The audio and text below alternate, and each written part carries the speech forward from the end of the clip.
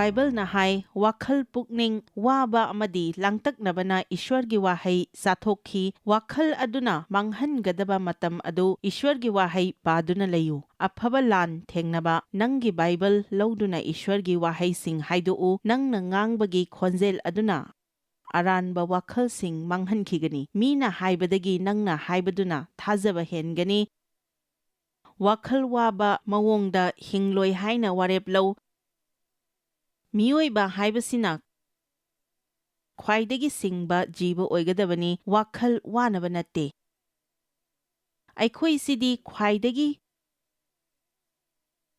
hauba saruktuni isingna usek singna thebna leina nongsana sana wakhal waba taude madu asingba gyan leiba aikhoidi wakhal wai atopa amata wade Matthew 15 natraga 3 karam haina waroidage nolukpa kharatamu nang kari taugadage tauroidage haiba khangu Ishwarna tau haiba khaktamak tau mahakna taurunu haiba sing adu tauge haina khallunu nangna tauba ngambadu tau ngamdabaduna Ishwarna taurakani Matthew 3 aina hairibasini nangi punsigidamakta langtaknaba tu'u karigumba nangna wakhal waba matamda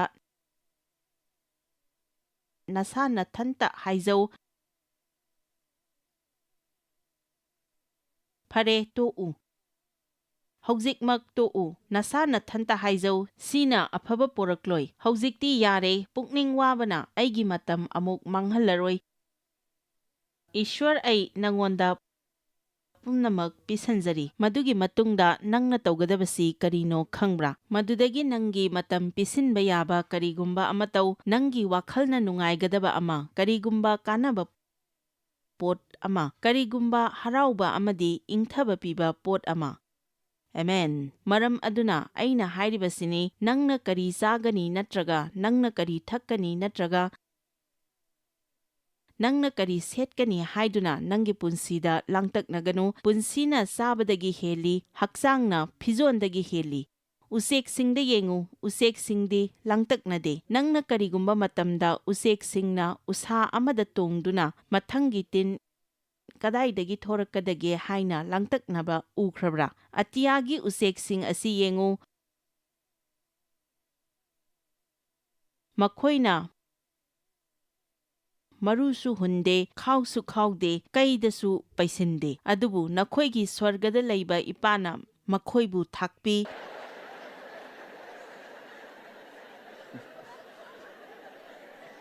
Nakhoidi usek singdagi yamna henna maru oiba natra adudagi asum chatharakpana Solomon phawna leigi phajaba asi setpa phangkhide pada kunthra mathoida maram aduna langtaknaganu pukning waganu nangna langtaknaba matamda nangi sindagi thorakani saitana nangi nakokta phattaba wakhalsing hapsinduna madu nangi sinna haihangani maramdi aikhoigi wahaida pangal lei aikhoina khanba ngambagi wangmada aikhoina haidokpa matamda aikhoina Ishwarda ayaba pi natraga saitanda ayaba pi ai amuk hairake Jisuna hai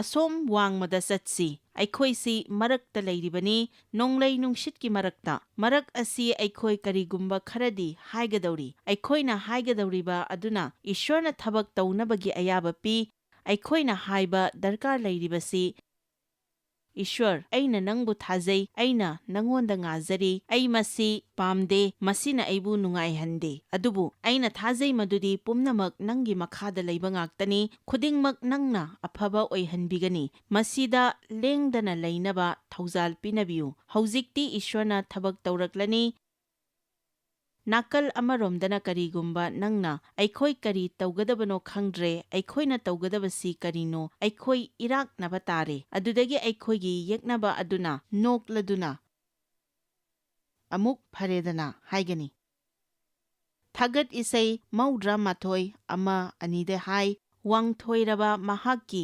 thupsaphamda leiriba mahakna ingam ngamba mahakki marumda pothajagani. Aina Ishwargi maramda haigani, nangna haigadawribasi karino. Aina Ishwargi maramda haigani, mahak aigi sangjaphamni amasung aigi lanaphamni. Aigi Ishwarni, mangonda aina setna thajagani. Aina Ishwargi maramda haigani, nangna haigadawribasi karino. Langtaknaba haibasina aikoigi ingthaba hurali, masina nangi harauba manghalli, pumnamaksigi mathakta ngasi haibasi mahakna manghalli. Ngasi haibasidi Ishwarna sembiba numit aduni, mathang amuk suksoi soidana phangani haiba ngamde. Phangba oishanu.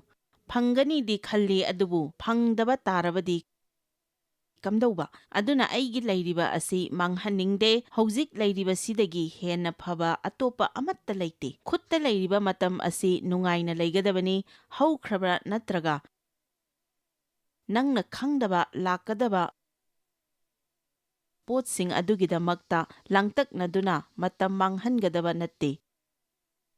Asumnani aikoina haukraba amadi lakadaba ado Ishwarda pisinjagadabasi. Haukrabado haukrashanu lakadaba adugi thajaba laiduna nungaina layu. Mitkup khuding nungayu. Pada kuntra marida yengsi, maram aduna hayengidamak langtaknaganu maramdi hayengadi hayengi thokpa lakani. Nongmagi awaba aduna nongma adugi okle. Sebok sing amana langtaknaba matamda thengnaba mangjaunana potsing adu taknau tambiri.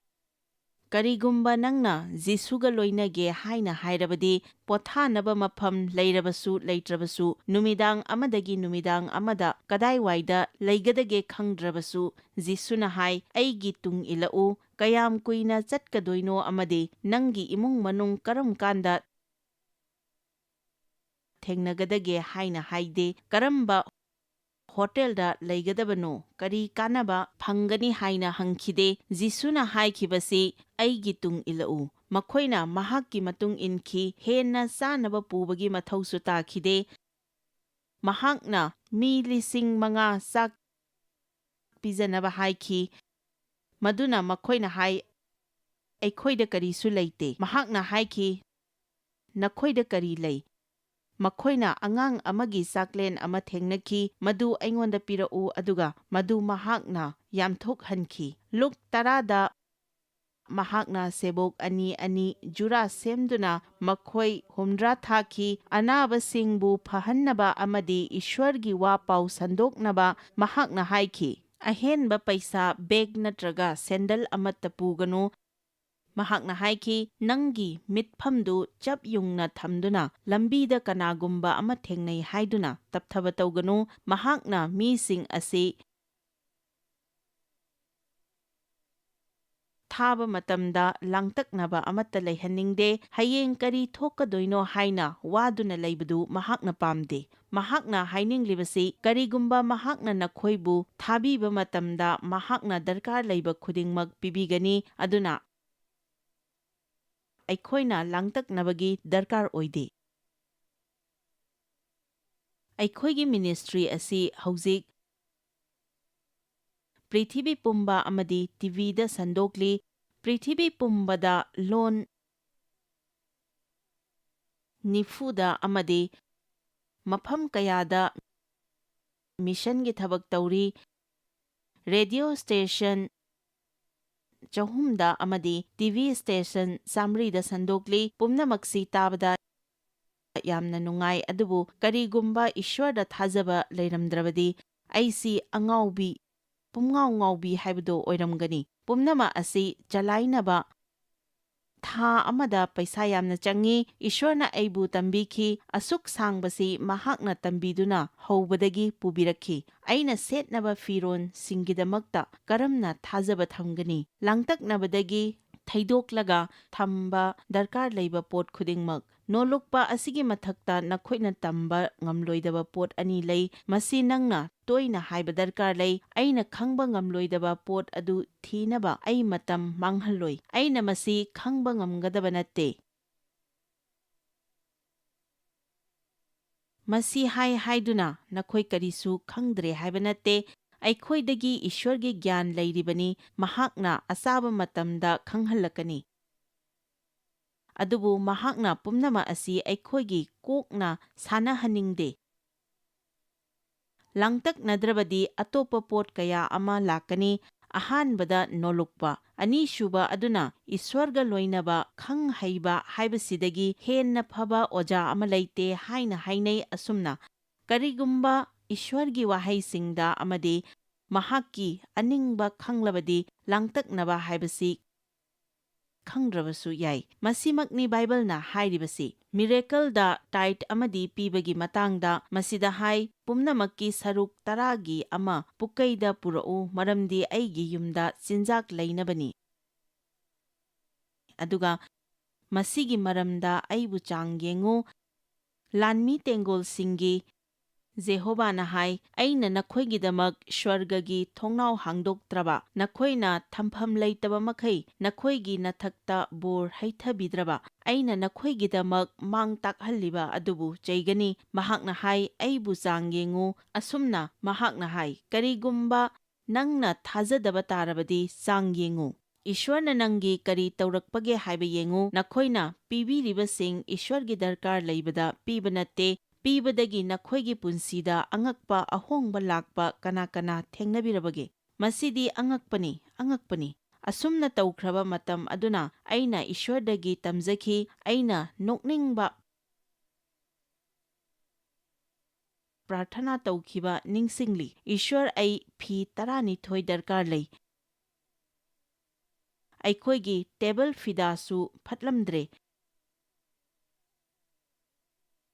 Table ꯐꯤꯗꯥ ꯑꯃ ꯗꯔꯀꯥꯔ ꯂꯩꯔꯝꯃꯤ ꯗꯦꯕ ꯑꯃꯁꯨꯡ ꯑꯩꯉꯣꯟꯗ ꯃꯗꯨ ꯂꯩꯅꯕꯒꯤ ꯄꯩꯁꯥ ꯑꯃꯠꯇ ꯂꯩꯔꯝꯗꯦ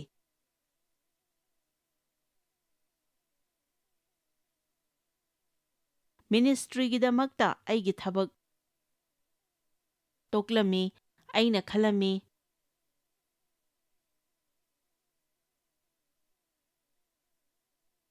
ꯀꯠꯊꯣꯛꯄ ꯑꯃꯗꯨꯅ ꯑꯩꯒꯤ ꯄꯨꯟꯁꯤꯗ ꯃꯔꯥꯡ ꯀꯥꯏꯕ ꯑꯣꯏꯔꯛꯀꯅꯤ ꯍꯥꯏꯅ ꯃꯗꯨꯒꯤ ꯃꯍꯨꯠꯇ ꯆꯍꯤ ꯀꯌꯥ ꯄꯣꯠ ꯃꯆꯥꯒꯤꯁꯨ ꯏꯁ꯭ꯋꯔꯗ ꯉꯥꯖꯕ ꯇꯥꯈꯤ ꯏꯁ꯭ꯋꯔꯅ ꯑꯩꯈꯣꯏꯅ ꯇꯧꯔꯤꯕꯁꯤ ꯆꯨꯝꯅ ꯇꯧꯔꯤꯕ꯭ꯔꯥ ꯍꯥꯏꯕ ꯌꯦꯡꯅꯕ ꯑꯩꯈꯣꯏꯒꯤ ꯌꯥꯝꯅ ꯆꯥꯡ ꯌꯦꯡꯉꯤ ꯑꯩꯅ ꯍꯥꯏꯔꯤꯕꯁꯤꯅꯤ ꯃꯌꯥꯝ ꯒ꯭ꯌꯥꯟ ꯇꯥꯔꯝꯒꯅꯤ ꯍꯧꯖꯤꯛꯇ ꯊꯕꯛ ꯇꯧꯕ ꯈꯨꯗꯤꯡꯒꯤ ꯄꯩꯁꯥ ꯑꯣꯏꯅ ꯐꯪꯅꯔꯦ ꯑꯗꯨꯕꯨ ꯃꯇꯝ ꯑꯗꯨꯗꯗꯤ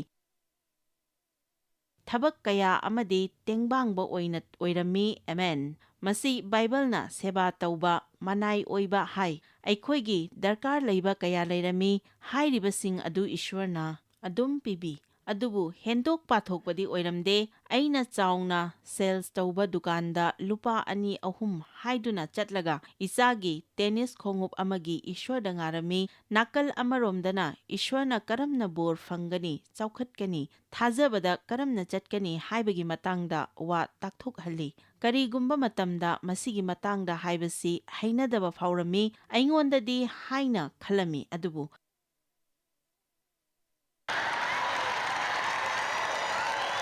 ꯑꯩ ꯇꯪꯈꯥꯏ ꯌꯧꯔꯛꯂꯕꯅꯤ ꯑꯩ ꯍꯤꯗꯗꯤ ꯇꯣꯡꯂꯦ ꯖꯤꯁꯨꯅ ꯍꯥꯏ ꯑꯩꯈꯣꯏ ꯅꯥꯀꯜ ꯑꯃꯔꯣꯝꯗ ꯂꯥꯟꯁꯤ ꯑꯩꯈꯣꯏꯁꯤ ꯅꯥꯀꯜ ꯑꯃ ꯌꯧꯗ꯭ꯔꯤꯕꯅꯤ ꯑꯩ ꯃꯔꯛꯇ ꯂꯩꯔꯤꯕꯅꯤ ꯑꯩ ꯃꯔꯛꯇ ꯂꯩꯔꯤꯉꯩꯗ ꯇꯧꯕ ꯑꯗꯨ ꯅꯥꯀꯜ ꯑꯃꯔꯣꯝꯗ ꯌꯧꯕ ꯌꯧꯗꯕ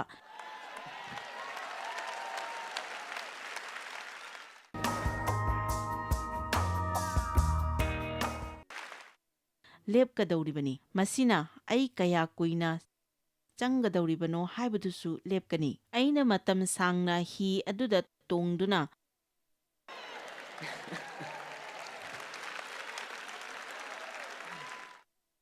ꯃꯇꯝ ꯁꯥꯡꯅ ꯂꯝꯕꯤ ꯀꯛꯉꯥꯎꯅꯗꯨꯅ ꯂꯩꯈꯤ ꯃꯗꯨꯒꯤ ꯑꯁꯣꯏꯕꯗꯨ ꯑꯃꯨꯛ ꯍꯟꯅ ꯇꯧꯗꯅꯕ ꯑꯩꯅ ꯃꯌꯥꯝꯗ ꯍꯥꯏꯖꯕꯅꯤ ꯑꯩꯅ ꯃꯗꯨꯗ ꯇꯝꯈꯤꯕꯁꯤ ꯑꯩꯅ ꯑꯩꯒꯤ ꯏꯄꯨꯔꯣꯏꯕ ꯍꯣꯡꯍꯟꯕ ꯉꯝꯂꯣꯏ ꯑꯩꯅ ꯑꯩꯒꯤ ꯏꯆꯥ ꯍꯣꯡꯍꯟꯕ ꯉꯝꯂꯣꯏ ꯑꯩꯅ ꯇꯥꯏꯕꯪꯄꯥꯜ ꯑꯁꯤ ꯁꯦꯟꯅꯕ ꯉꯝꯂꯣꯏ ꯏꯁ꯭ꯋꯔ ꯀꯔꯤꯒꯨꯝꯕ ꯅꯪꯅ ꯇꯧꯗ꯭ꯔꯕꯗꯤ ꯃꯁꯤ ꯀꯩꯗꯧꯉꯩꯗ ꯑꯣꯏꯊꯣꯛꯂꯔꯣꯏ ꯑꯗꯨꯒ ꯅꯣꯡꯃ ꯑꯃ ꯑꯃꯨꯛ ꯑꯩ ꯋꯥꯅ ꯈꯥꯡꯂꯔꯣꯏ꯫ ꯑꯩ ꯋꯥꯍꯪ ꯑꯃ ꯍꯪꯖꯒꯦ, ꯑꯩꯉꯣꯟꯗ ꯌꯦꯡꯂꯛꯎ, ꯀꯅꯥꯒꯨꯝꯕ ꯑꯃꯒꯤ ꯑꯁꯣꯏꯕꯗ ꯅꯪꯅ ꯋꯥꯒꯗꯧꯔꯤꯕꯁꯤ ꯀꯔꯤꯒꯤꯅꯣ? ꯑꯇꯣꯞꯄ ꯑꯃꯒ ꯑꯃꯨꯛ ꯌꯦꯡꯁꯤ, ꯅꯨꯡꯉꯥꯏꯅꯤꯡꯗꯕ ꯀꯅꯥꯒꯨꯝꯕ ꯑꯃꯒ ꯂꯩꯃꯤꯟꯅꯔꯦ ꯍꯥꯏꯔꯒ ꯀꯔꯤꯒꯤꯗꯃꯛ ꯅꯪꯒꯤ ꯍꯔꯥꯎꯕꯗꯨ ꯍꯨꯔꯥꯟꯍꯟꯒꯗꯧꯔꯤꯕꯅꯣ? ꯅꯈꯣꯏ ꯑꯅꯤ ꯄꯨꯟꯅ ꯍꯔꯥꯎꯊꯣꯛꯎ꯫ ꯑꯦꯃꯦꯟ꯫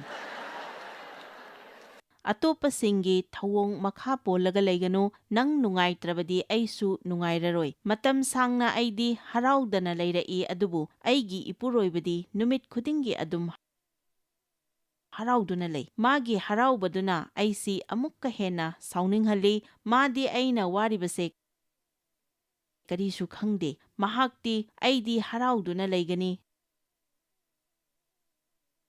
ꯅꯪꯒꯤꯗꯤ ꯅꯪꯒꯤ ꯑꯄꯥꯝꯕꯅꯤ꯫ ꯅꯨꯡꯗ ꯌꯥꯝꯅ ꯁꯥꯎꯅꯤꯡꯂꯝꯃꯤ ꯃꯔꯝꯗꯤ ꯋꯥꯅ ꯂꯩꯕ ꯃꯈꯣꯏꯅ ꯃꯤꯄꯨꯝ ꯈꯨꯗꯤꯡꯃꯛꯁꯨ ꯋꯥꯍꯟꯅꯤꯡꯉꯤ꯫ ꯃꯤꯄꯨꯝ ꯈꯨꯗꯤꯡꯃꯛꯁꯤ ꯃꯍꯥꯛꯀꯤ ꯋꯥꯕꯗꯨꯗ ꯍꯨꯝꯗꯨꯅ ꯄꯨꯅꯤꯡꯉꯤ꯫ ꯃꯃꯥꯅ ꯅꯨꯡꯉꯥꯏꯇ꯭ꯔꯕꯗꯤ ꯀꯅꯥꯝꯇ ꯅꯨꯡꯉꯥꯏꯔꯔꯣꯏꯗ꯭ꯔꯥ ꯍꯥꯏꯅꯕ ꯂꯩ꯫ ꯗꯦꯕ ꯄꯨꯟꯁꯤꯗ ꯊꯣꯛꯅꯤꯡꯕ ꯊꯣꯛꯂꯕꯁꯨ ꯃꯍꯥꯛꯅ ꯇꯧꯔꯤꯕ ꯑꯃ ꯍꯦꯛꯇ ꯑꯣꯏꯁꯅꯨ, ꯃꯍꯥꯛꯀꯤ ꯍꯔꯥꯎꯕꯗꯨ ꯑꯗꯨꯃꯛ ꯂꯦꯡꯗꯅ ꯊꯝꯃꯤ꯫ ꯃꯁꯤꯃꯛꯅ ꯑꯩꯒꯤ ꯄꯨꯟꯁꯤꯗ ꯌꯥꯝꯅ ꯆꯥꯎꯅ ꯃꯥꯏ ꯄꯥꯛꯅꯕꯒꯤ ꯃꯔꯝ ꯑꯣꯏꯈꯤ꯫ ꯅꯪꯅ ꯀꯅꯥꯒꯨꯝꯕ ꯑꯃ ꯑꯋꯥꯕꯗ ꯌꯥꯁꯤꯟꯅꯒꯗꯕ ꯅꯠꯇꯦ, ꯑꯗꯨꯕꯨ ꯃꯈꯣꯏꯒꯤ ꯑꯋꯥꯕꯗꯨ ꯂꯧꯊꯣꯛꯄꯤꯒꯗꯕꯅꯤ꯫ ꯅꯍꯥꯛꯅ ꯂꯦꯡꯗꯅ ꯂꯩꯗꯨꯅ ꯃꯈꯣꯏꯒꯤ ꯑꯀꯣꯏꯕꯗ ꯊꯣꯛꯂꯤꯕ ꯑꯗꯨꯅ ꯍꯨꯝꯗꯨꯅ ꯄꯨꯔꯣꯏꯗꯕꯅꯤ꯫ ꯆꯍꯤ ꯀꯌꯥ ꯑꯁꯤ ꯏꯁ꯭ꯋꯔꯅ ꯑꯩꯈꯣꯏꯒꯤꯗꯃꯛꯇ ꯄꯤꯕꯤꯗꯨꯅ ꯂꯥꯛꯂꯤ꯫ ꯑꯋꯥꯠꯄ ꯈꯨꯗꯤꯡꯃꯛꯇ ꯏꯁ꯭ꯋꯔꯅ ꯑꯃꯗꯒꯤ ꯅꯠꯇ꯭ꯔꯒ ꯑꯃꯗꯒꯤ ꯑꯗꯨꯝ ꯄꯤꯔꯤ꯫ ꯃꯗꯨꯒꯤ ꯍꯧꯈ꯭ꯔꯕ ꯃꯇꯝꯁꯤꯡꯗꯣ ꯃꯒꯨꯟ ꯌꯥꯝꯅ ꯂꯩ꯫ ꯑꯁꯨꯝꯅ ꯏꯁ꯭ꯋꯔꯒ ꯑꯃꯗꯤ ꯅꯪꯅ ꯃꯔꯤ ꯁꯦꯝꯒꯗꯕꯅꯤ꯫ ꯏꯁ꯭ꯋꯔꯗ ꯅꯠꯇ꯭ꯔꯒ ꯀꯅꯥꯒꯨꯝꯕ ꯑꯃꯠꯇꯗ ꯉꯥꯗꯅꯕ ꯃꯇꯦꯡ ꯍꯪꯅꯕꯒꯤꯗꯃꯛꯇ ꯏꯃꯥ ꯏꯄꯥꯁꯨ ꯂꯩꯔꯝꯗꯦ꯫ ꯃꯇꯦꯡ ꯄꯥꯡꯕꯤꯅꯕ ꯏꯆꯤꯜ ꯏꯅꯥꯎ ꯀꯅꯥꯁꯨ ꯂꯩꯔꯝꯗꯦ꯫ ꯑꯩꯈꯣꯏꯒꯤ ꯏꯁ꯭ꯋꯔ ꯂꯩ, ꯑꯩꯈꯣꯏꯒꯤ ꯏꯁ꯭ꯋꯔ ꯂꯩ꯫ ꯑꯩꯅ ꯊꯕꯛꯇꯒꯤ ꯍꯟꯈ꯭ꯔꯦ ꯍꯥꯏꯔꯒ ꯃꯤꯅꯤꯁꯇ꯭ꯔꯤꯒꯤ ꯀꯔꯝ ꯍꯥꯏꯅ ꯇꯧꯕ, ꯀꯝꯗꯧꯕ ꯍꯥꯏꯅ ꯋꯥꯔꯝꯃꯤ꯫ ꯑꯩꯈꯣꯏꯅ ꯀꯠꯊꯣꯛꯂꯝꯃꯤ, ꯑꯗꯨꯕꯨ ꯍꯧꯖꯤꯛꯇꯤ ꯑꯩ ꯌꯥꯝꯅ ꯍꯔꯥꯎꯏ ꯃꯔꯝꯗꯤ ꯑꯩ ꯍꯧꯖꯤꯛ ꯇꯪꯈꯥꯏ ꯌꯧꯔꯦ꯫ ꯑꯩ ꯇꯪꯈꯥꯏ ꯌꯧꯁꯜꯂꯛꯄꯁꯤꯗ ꯌꯥꯝꯅ ꯍꯔꯥꯎꯏ꯫ ꯅꯈꯣꯏ ꯃꯌꯥꯝꯁꯨ ꯃꯌꯥꯏ ꯌꯧꯅ ꯆꯪꯁꯤꯜꯍꯟꯅꯤꯡꯉꯤ, ꯑꯩꯉꯣꯟꯗꯒꯤ ꯍꯦꯟꯅ ꯌꯥꯡꯅ꯫ ꯑꯩꯅ ꯍꯥꯏꯔꯤꯕꯁꯤꯅꯤ, ꯅꯉꯣꯟꯗ ꯄꯦꯟꯗꯕ ꯂꯩꯔꯤꯕꯁꯤꯡ ꯑꯗꯨꯒꯤꯗꯃꯛꯇ ꯄꯦꯟꯗꯕꯒꯤ ꯗꯔꯀꯥꯔ ꯑꯣꯏꯗꯦ꯫ ꯃꯁꯤ ꯀꯥꯟꯅꯗꯕꯅꯤ꯫ ꯀꯔꯤ ꯑꯃꯠꯇ ꯂꯥꯡꯇꯛꯅꯒꯅꯨ, ꯑꯗꯨꯕꯨ ꯃꯇꯝ ꯈꯨꯗꯤꯡꯗ ꯍꯥꯏꯖꯕ, ꯅꯣꯟꯖꯕ ꯑꯃꯗꯤ ꯊꯥꯒꯠꯆꯕꯒ ꯂꯣꯏꯅꯅ ꯅꯈꯣꯏꯒꯤ ꯅꯤꯖꯕ ꯑꯗꯨ ꯏꯁ꯭ꯋꯔꯗ ꯈꯪꯍꯜꯂꯨ, ꯑꯗꯨꯒ ꯈꯪꯕ ꯄꯨꯝꯅꯃꯛꯇꯒꯤ ꯍꯦꯟꯗꯣꯛꯂꯕ ꯏꯁ꯭ꯋꯔꯗꯒꯤ ꯂꯥꯛꯄ ꯏꯪꯊꯕ ꯑꯗꯨꯅ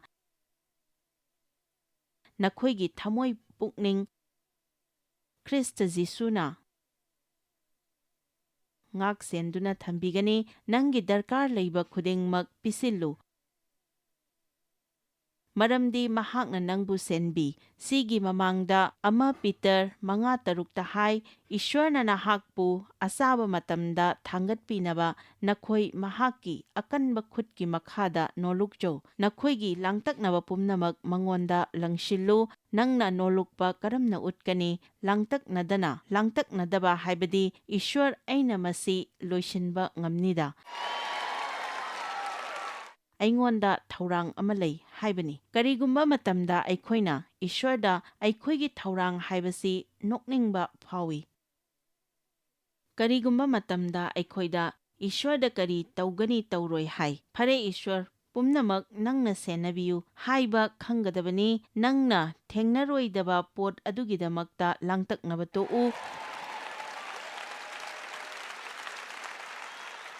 ꯂꯥꯡꯇꯛꯅꯕ ꯍꯥꯏꯕꯁꯤꯗꯤ ꯈꯪꯗꯕꯒꯤ ꯃꯑꯣꯡꯅꯤ꯫ ꯄꯣꯠ ꯀꯌꯥ ꯑꯃꯒꯤ ꯃꯇꯥꯡꯗ ꯑꯩ ꯈꯪꯗꯦ, ꯑꯗꯨꯕꯨ ꯑꯩꯅ ꯃꯗꯨ ꯈꯪꯅꯅꯕ ꯀꯟꯅ ꯍꯣꯠꯅꯈꯤ꯫ ꯄꯥꯎꯔꯧ 3:5-8ꯇ ꯅꯍꯥꯛꯀꯤ ꯊꯃꯣꯏ ꯑꯄꯨꯝꯕꯅ ꯏꯁ꯭ꯋꯔꯕꯨ ꯆꯦꯠꯅ ꯊꯥꯖꯧ, ꯅꯁꯥꯒꯤ ꯋꯥꯈꯜꯗ ꯆꯠꯀꯅꯨ, ꯅꯍꯥꯛꯅ ꯇꯧꯕ ꯍꯤꯔꯝ ꯈꯨꯗꯤꯡꯃꯛꯇ ꯃꯍꯥꯛꯄꯨ ꯅꯤꯡꯁꯤꯡꯉꯨ, ꯑꯗꯨꯒ ꯃꯍꯥꯛꯅ ꯅꯍꯥꯛꯀꯤ ꯂꯝꯕꯦꯜꯁꯤꯡ ꯆꯨꯝꯍꯟꯕꯤꯒꯅꯤ꯫ ꯅꯁꯥꯒꯤ ꯃꯤꯠꯌꯦꯡꯗ ꯑꯁꯤꯡꯕ ꯑꯣꯏꯒꯅꯨ꯫ ꯁꯤꯗ ꯑꯃꯨꯛꯀꯁꯨ ꯍꯥꯏꯔꯤ, ꯅꯪꯒꯤ ꯁꯃꯁ꯭ꯌꯥ ꯈꯨꯗꯤꯡꯃꯛ ꯅꯍꯥꯛꯅ ꯂꯣꯏꯁꯤꯟꯕ ꯉꯝꯒꯅꯤ ꯍꯥꯏꯅ ꯈꯟꯒꯅꯨ. ꯀꯅꯥ ꯀꯅꯥ ꯍꯩꯊꯣꯏ ꯁꯤꯡꯊꯣꯏꯕ ꯖꯥꯠꯅꯣ? ꯅꯁꯥ ꯅꯊꯟꯇ ꯋꯥꯍꯟꯖꯔꯤꯕꯗꯨꯒꯤ ꯐꯣꯡꯗꯣꯛꯄꯤꯕ ꯑꯗꯨ ꯐꯪꯂꯕ꯭ꯔꯥ? ꯑꯩꯅ ꯍꯥꯏꯔꯦ ꯍꯥꯏꯔꯒ ꯄꯨꯝꯅꯃꯛ ꯑꯁꯤ ꯃꯁꯥ ꯃꯊꯟꯇ ꯂꯦꯞꯆꯒꯗꯧꯕ ꯅꯠꯇꯦ. ꯅꯍꯥꯛꯅ ꯄꯣꯠꯁꯛꯁꯤꯡ ꯑꯁꯤ ꯈꯪꯗꯣꯛꯇꯨꯅ ꯃꯁꯤꯒꯤ ꯃꯥꯌꯣꯛꯇ ꯂꯦꯞꯀꯗꯕꯅꯤ. ꯅꯪꯅ ꯀꯔꯤꯒꯨꯝꯕ ꯈꯔ ꯍꯥꯏꯗꯣꯛꯄ ꯗꯔꯀꯥꯔ ꯂꯩ. ꯑꯩꯅ ꯂꯥꯡꯇꯛꯅꯅ ꯍꯤꯡꯂꯣꯏ.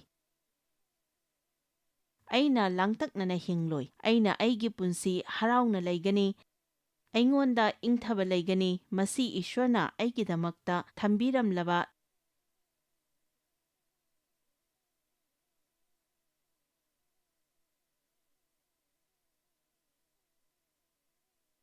ꯖꯤꯁꯨꯒꯤ ꯃꯤꯡꯗ ꯑꯩꯅ ꯃꯁꯤ ꯐꯪꯒꯅꯤ.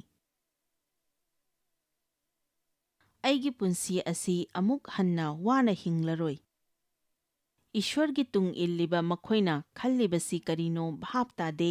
ꯒꯨꯍꯥ ꯃꯅꯥꯛꯇ ꯊꯦꯡꯅꯈꯤꯕ ꯅꯨꯄꯤ ꯑꯗꯨꯒꯨꯝꯅ ꯑꯩꯈꯣꯏꯗꯁꯨ ꯅꯣꯡꯃꯗꯤ ꯊꯣꯛꯀꯅꯤ.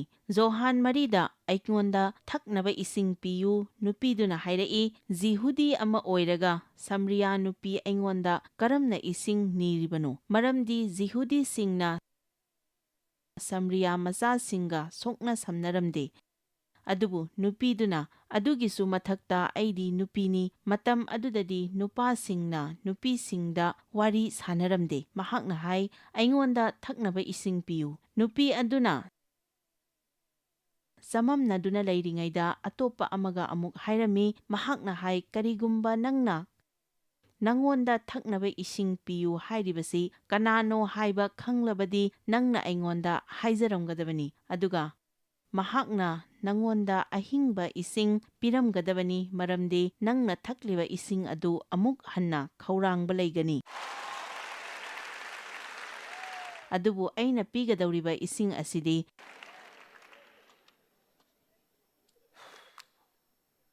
ꯀꯔꯤꯒꯨꯝꯕ ꯅꯪꯅ ꯊꯛꯈꯤꯕ ꯇꯥꯔꯕꯗꯤ ꯑꯃꯨꯛ ꯍꯟꯅ ꯈꯧꯔꯥꯡꯕ ꯂꯩꯔꯔꯣꯏ. ꯅꯨꯄꯤꯗꯨꯅ ꯑꯃꯨꯛ ꯍꯟꯅ ꯍꯥꯏꯔꯛꯏ, ꯅꯍꯥꯛꯀꯤ ꯏꯁꯤꯡ ꯁꯣꯛꯅꯕ ꯄꯥꯇ꯭ꯔꯗꯤ ꯀꯗꯥꯏ? ꯅꯪꯒꯤ ꯏꯁꯤꯡ ꯁꯣꯛꯅꯕ ꯄꯥꯇ꯭ꯔ ꯂꯩꯇꯦ. ꯑꯩꯅ ꯍꯥꯏꯔꯒꯗꯤ ꯅꯪꯒꯤ ꯏꯁꯤꯡꯗꯨ ꯀꯗꯥꯏꯗꯒꯤ ꯄꯣꯔꯛꯀꯗꯧꯔꯤꯕꯅꯣ? ꯄꯥꯇ꯭ꯔꯁꯨ ꯂꯩꯇꯅ. ꯃꯗꯨꯗꯒꯤ ꯅꯨꯄꯤꯗꯨꯗ ꯃꯍꯥꯛꯅ ꯍꯥꯏꯔꯛꯏ, ꯆꯠꯂꯣ, ꯅꯪꯒꯤ ꯅꯄꯨꯔꯣꯏꯕ ꯀꯧꯔꯛꯎ. ꯅꯨꯄꯤꯗꯨꯅ, ꯑꯩꯒꯤꯗꯤ ꯏꯄꯨꯔꯣꯏꯕ ꯂꯩꯖꯗꯦ. ꯃꯍꯥꯛꯅ ꯍꯥꯏ, ꯅꯍꯥꯛꯅ ꯍꯥꯏꯔꯤꯕꯗꯣ ꯆꯨꯝꯃꯤ. ꯅꯍꯥꯛꯀꯤ ꯅꯄꯨꯔꯣꯏꯕ 5 ꯂꯩꯔꯝꯃꯤ. ꯑꯗꯨꯒ ꯍꯧꯖꯤꯛ ꯂꯩꯃꯤꯟꯅꯔꯤꯕ ꯃꯍꯥꯛ ꯑꯁꯤ ꯅꯍꯥꯛꯀꯤ ꯅꯨꯄꯥ ꯅꯠꯇꯦ. ꯃꯇꯝ ꯑꯗꯨꯃꯛꯇꯗ ꯃꯍꯥꯛꯀꯤ ꯁꯦꯕꯣꯛꯁꯤꯡ ꯂꯥꯛꯂꯝꯃꯤ. ꯃꯍꯥꯛꯅ ꯅꯨꯄꯤ ꯑꯃꯒ ꯋꯥ ꯉꯥꯡꯅꯗꯨꯅ ꯂꯩꯔꯝꯕ ꯑꯗꯨꯗ ꯃꯈꯣꯏꯅ ꯉꯛꯂꯝꯃꯤ. ꯑꯗꯨꯕꯨ ꯀꯅꯥ ꯑꯃꯠꯇꯅ ꯍꯪꯂꯝꯗꯦ. ꯑꯁꯨꯝꯅ ꯃꯍꯥꯛꯀꯤ ꯁꯦꯕꯣꯛꯁꯤꯡꯅ ꯃꯉꯣꯟꯗ ꯍꯥꯏꯖꯈꯤ, ꯔꯕꯤꯕ, ꯂꯨꯛ ꯍꯥꯕꯤꯌꯨ. ꯃꯍꯥꯛꯅ ꯍꯥꯏ, ꯅꯈꯣꯏꯅ ꯈꯪꯗꯕ ꯆꯥꯅꯅꯕ ꯑꯩꯒꯤ ꯆꯤꯟꯖꯥꯛ ꯂꯩꯔꯦ. ꯀꯗꯥꯏꯗꯒꯤ? ꯑꯩꯒꯤ ꯆꯤꯟꯖꯥꯛꯇꯤ ꯑꯩꯒꯤ ꯏꯁꯥꯒꯤ ꯑꯅꯤꯡꯕ ꯇꯧꯕꯅꯤ. ꯑꯩꯅ ꯍꯥꯏꯔꯤꯕꯁꯤꯅꯤ, ꯀꯔꯤꯒꯨꯝꯕ ꯅꯪꯅ ꯈꯨꯗꯤꯡꯃꯛ ꯈꯪꯅꯤꯡꯕ ꯇꯥꯔꯕꯗꯤ ꯖꯤꯁꯨꯒ ꯄꯨꯟꯕ ꯇꯥꯏ. ꯑꯩꯈꯣꯏꯅ ꯀꯔꯤꯒꯨꯝꯕ ꯃꯆꯠ ꯑꯃꯒ ꯂꯝꯕꯤ ꯐꯪꯂꯣꯏꯗꯕ ꯄꯣꯠ ꯀꯌꯥ ꯑꯃ ꯊꯦꯡꯅꯔꯛꯈꯤꯅꯤ. ꯄꯨꯝꯅꯃꯛ ꯑꯁꯤ ꯊꯥꯖꯅ ꯂꯩꯅꯕꯒꯤ ꯁꯦꯝ ꯁꯥꯔꯕ꯭ꯔா? ꯑꯩꯅ ꯏꯁ꯭ꯋꯔꯕꯨ ꯊꯥꯖꯩ. ꯑꯩꯅ ꯏꯁꯤꯡꯗ ꯀꯨꯝꯊꯅꯕ ꯂꯩꯔꯤꯕ ꯃꯃꯤꯠ ꯇꯥꯡꯕ ꯑꯗꯨꯒꯨꯝꯅ ꯊꯥꯖꯩ. ꯖꯤꯁꯨꯅ ꯂꯩꯕꯥꯛ ꯃꯆꯦꯠ ꯑꯃ ꯂꯧꯔꯒ ꯃꯍꯥꯛꯀꯤ ꯃꯃꯤꯠꯇ ꯍꯥꯞꯄꯤꯈꯤ. ꯑꯗꯨꯒ ꯃꯗꯨ ꯆꯠꯇꯨꯅ ꯃꯃꯤꯠ ꯇꯥꯊꯣꯛꯂꯨꯆꯣ ꯍꯥꯏꯅ ꯍꯥꯏꯈꯤ. ꯑꯩꯗꯤ ꯃꯤꯠ ꯇꯥꯡꯕꯅꯤ. ꯃꯐꯝ ꯑꯗꯨꯗ ꯀꯔꯝ ꯍꯥꯏꯅ ꯆꯠꯇꯣꯏꯅꯣ? ꯏꯁ꯭ꯋꯔꯅ ꯅꯪꯕꯨ ꯆꯠꯍꯟꯅꯤꯡꯉꯤ. ꯆꯠꯄ ꯍꯧꯔꯣ. ꯑꯩꯈꯣꯏꯕꯨ ꯇꯦꯡꯕꯥꯡꯕꯤꯌꯨ ꯖꯤꯁꯨ. ꯅꯪꯒꯤ ꯇꯧꯐꯝ ꯊꯣꯛꯄꯗꯨ ꯇꯧꯔꯒ ꯅꯪꯒꯤ ꯄꯣꯠꯂꯨꯝ ꯄꯨꯝꯅꯃꯛ ꯂꯪꯁꯤꯜꯂꯨ. ꯑꯦꯐꯤꯁꯥ 6ꯗ ꯊꯋꯥꯏꯒꯤ ꯂꯥꯂꯣꯡꯒꯤ ꯃꯇꯥꯡꯗ ꯍꯥꯏ, ꯂꯦꯞꯇꯨꯅ ꯄꯨꯝꯅꯃꯛ ꯇꯧ. ꯅꯪꯅ ꯀꯔꯤꯁꯨ ꯇꯧꯗꯕꯗꯨ ꯅꯠꯇꯦ. ꯑꯩꯅ ꯇꯧꯒꯗꯕ ꯍꯥꯏꯕꯕꯨ ꯄ꯭ꯔꯥꯊꯅꯥ ꯇꯧꯕ, ꯑꯐꯕ ꯋꯥꯍꯩ ꯍꯥꯏꯗꯣꯛꯄ, ꯑꯗꯨꯒ ꯋꯥꯀꯠꯇꯕ. ꯅꯁꯥ ꯅꯊꯟꯇ ꯅꯨꯡꯉꯥꯏꯇꯕ ꯐꯥꯎꯗꯨꯅ ꯂꯩꯒꯅꯨ. ꯅꯪꯉꯣꯟꯗ ꯊꯣꯛꯂꯤꯕ ꯁꯃꯁ꯭ꯌꯥ ꯑꯗꯨ ꯊꯣꯛꯇꯕ ꯃꯤꯁꯤꯡꯕꯨ ꯀꯂꯛꯎꯅꯨ. ꯁꯃꯁ꯭ꯌꯥ ꯂꯩꯇꯕ ꯍꯥꯏꯕꯁꯤ ꯐꯩ. ꯍꯦꯟꯅ ꯐꯕ ꯐꯪꯗ꯭ꯔꯤꯉꯩꯗ ꯀꯔꯝꯅ ꯊꯦꯡꯅꯒꯗꯒꯦ ꯍꯥꯏꯕꯁꯤ ꯈꯪꯒꯗꯕꯅꯤ.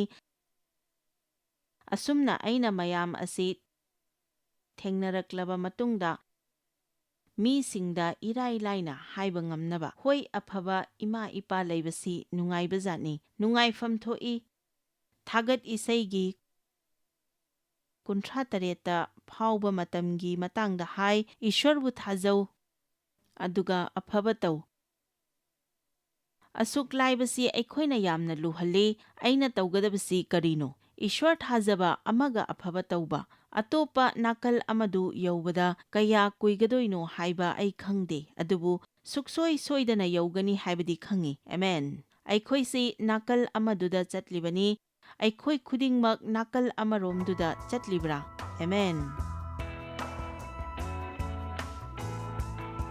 ꯑꯩꯈꯣꯏꯅ ꯉꯁꯤ ꯇꯝꯈ꯭ꯔꯕ ꯑꯗꯨꯒꯤ ꯃꯇꯨꯡ ꯏꯟꯅ ꯑꯩꯈꯣꯏꯅ ꯊꯥꯖꯕꯒꯤ ꯈꯣꯡꯊꯥꯡ ꯑꯗꯨ ꯊꯥꯡꯕ ꯃꯇꯝꯗ ꯃꯗꯨꯒꯤ ꯍꯧꯐꯝ ꯑꯃꯁꯨꯡ ꯄꯟꯊꯨꯡꯐꯝ ꯂꯩꯒꯅꯤ, ꯑꯗꯨꯕꯨ ꯃꯔꯨ ꯑꯣꯏꯔꯤꯕ ꯑꯗꯨꯗꯤ ꯃꯌꯥꯏꯗ ꯀꯔꯤ ꯀꯔꯤ ꯊꯧꯗꯣꯛ ꯊꯣꯛꯄꯒꯦ ꯍꯥꯏꯕꯗꯨꯅꯤ꯫ ꯏꯁ꯭ꯋꯔꯅ ꯋꯥꯁꯛꯄꯤꯕꯁꯤꯡ ꯑꯗꯨ ꯐꯪꯗ꯭ꯔꯤꯕ ꯐꯥꯎꯕ ꯊꯥꯖꯕꯗ ꯉꯥꯏꯕ ꯃꯇꯝꯗ ꯑꯩꯈꯣꯏꯅ ꯂꯧꯕ ꯋꯥꯔꯦꯞꯁꯤꯡ ꯑꯗꯨ ꯑꯆꯨꯝꯕ ꯑꯃꯁꯨꯡ ꯑꯐꯕ ꯋꯥꯔꯦꯞꯁꯤꯡ ꯑꯣꯏꯔꯒꯗꯤ ꯑꯩꯈꯣꯏ ꯄꯟꯊꯨꯡ ꯌꯧꯒꯅꯤ, ꯃꯗꯨ ꯅꯠꯇ꯭ꯔꯒꯗꯤ ꯃꯤ ꯀꯌꯥ ꯑꯃ ꯄꯟꯊꯨꯡ ꯌꯧꯕ ꯉꯝꯗꯅ ꯃꯈꯣꯏꯒꯤ ꯃꯪꯂꯥꯟꯁꯤꯡ ꯑꯗꯨ ꯃꯪꯐꯥꯎꯅꯗꯅ ꯆꯠꯈꯤꯕ ꯀꯌꯥ ꯑꯃꯅꯤ꯫ ꯑꯗꯨꯅ ꯑꯩꯅ ꯇꯁꯦꯡꯅ ꯃꯌꯥꯝꯕꯨ ꯊꯧꯒꯠꯆꯅꯤꯡꯉꯤ ꯃꯗꯨꯗꯤ ꯅꯈꯣꯏꯅ ꯏꯁ꯭ꯋꯔ ꯊꯥꯖꯅ ꯆꯠꯂꯤꯉꯩ ꯃꯔꯛ ꯑꯁꯤꯗ ꯅꯈꯣꯏꯒꯤ ꯂꯥꯡꯇꯛꯅꯕꯁꯤꯡ ꯑꯗꯨ ꯃꯉꯣꯟꯗ ꯂꯪꯁꯤꯜꯂꯨ ꯑꯃꯁꯨꯡ ꯅꯪꯅ ꯇꯧꯐꯝ ꯊꯣꯛꯄꯁꯤꯡ ꯑꯗꯨ ꯅꯨꯃꯤꯠ ꯈꯨꯗꯤꯡꯒꯤ ꯅꯪꯅ ꯄꯨꯛꯅꯤꯡ ꯍꯟꯊꯗꯅ ꯊꯥꯖꯕꯒ ꯂꯣꯏꯅꯅ ꯇꯧꯔꯕꯗꯤ ꯅꯈꯣꯏ ꯄꯟꯊꯨꯡ ꯁꯣꯏꯗꯅ ꯌꯧꯒꯅꯤ꯫ ꯑꯩꯈꯣꯏꯅ ꯆꯣꯛꯊꯗ꯭ꯔꯕꯗꯤ ꯑꯆꯥꯕ ꯃꯇꯝꯗ ꯑꯩꯈꯣꯏꯅ ꯃꯍꯩ